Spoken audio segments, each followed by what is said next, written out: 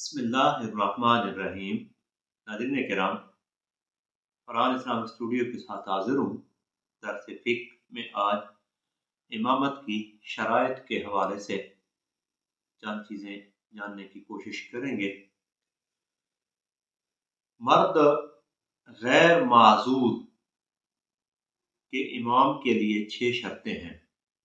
Number 1 इस्लाम, number 2 बालिग होना, number 3 आकिल होना, नंबर 4 मर्द होना और नंबर 5 किरात यानी कुरान करीम सही तरीके से पढ़ सकना और नंबर 6 माजूर न होना।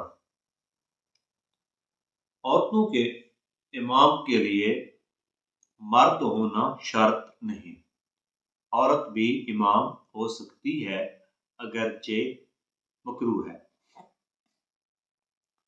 और नाबालिगों के इमाम के लिए बालिग होना शर्त नहीं, बल्कि नाबालिग भी नाबालिगों की इमामत कर सकता है अगर समझदार हो, यानी नमाज सही तरीके से अदा कर सकता हो। माजूर यानी जिसको कोई उज़र है और उसका वुज़ू नहीं ठहरता, अपने जैसे माजूरों या अपने से जायद उज़र वालों की इमामत कर सकता है, कम उज़र वाले की इमामत नहीं कर सकता। और अगर इमाम और मुक्तदी दोनों को 2 किस्म के उज़र हों, मसलन एक को रियाह का मर्ज है यानी उसके हवा खारिज होती रहती है, और दूसरे को कतरा आने का मर्ज है, तो एक दूसरे की इमामत नहीं कर सकते। जो बंदा वुज़ू करता है, उसका वुज़ू ठहरता है, वो माजूर की इब्तिदा नहीं कर सकता। यानी माजूर आदमी जिसका वुज़ू नहीं ठहरता, वो शरन माजूर है। इसके बारे से पहले भी हम एक वीडियो में तहारत के बारे में बयान कर चुके हैं। तो वो वुज़ू बावुज़ू जो लोग होते हैं, जिनका वुज़ू टूटता नहीं है किसी उज़र की वजह से, तो उनकी इमामत नहीं कर सकता। माजूर अपने जैसे माजूर लोगों की इमामत करा सकता है। एक उज़र जिसको हो, वो 2 उज़र वालों की इक्तदा नहीं कर सकता। अगर मुक्तदी को एक उज़र है और जो इमाम है उसको 2 उज़र हैं, तो उनकी नमाज दुरुस्त नहीं होगी। और एक उज़र वाला जिसको एक और किस्म का उज़र है और दूसरे आदमी को किसी और किस्म का उज़र है, तो वो उसकी इब्तिदा भी, उसके पीछे भी नमाज नहीं पढ़ सकता।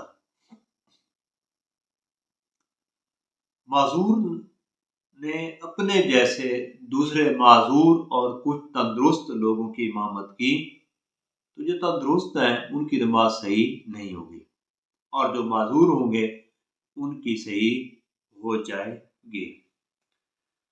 इसी तरह इब्तिदा की 13 शर्तें हैं। नियत इब्तिदा, और इस नियत इब्तिदा का तहरीमा तकबीर तहरीमा के साथ होना या तकबीर तहरीमा से मुकद्दम होना। इमाम और मुक्तदी का एक ही मकान में होना, ये भी शर्त है इब्तिदा के सही होने के लिए। इसी तरह दोनों की नमाज का एक होना, ये भी इब्तिदा के सही होने के लिए शर्त है। और इमाम की नमाज मुक्तदी की नमाज को अपने ज़िम्मन में लिए हुए हो।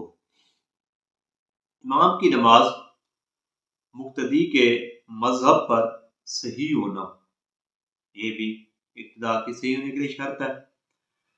और इमाम और मुक्तदी दोनों का उसे सही समझना, ये भी सिहत इब्तिदा के लिए शर्त है।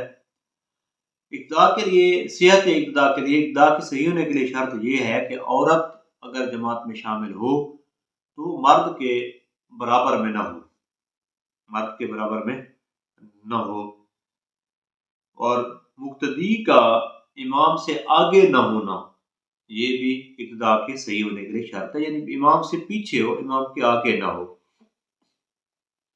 मुक्तदी को इमाम के इंतकालात का इल्म हो कि अब रकू में जा रहा है, अब सजदे में जा रहा है, सजदे से उठ रहा है, रकू से उठ रहा है, सलाम फेर रहा है, तो ये जितने भी वो इंतकालात हैं, एक हालत से दूसरी हालत में जाना, इसका उसे इल्म हो।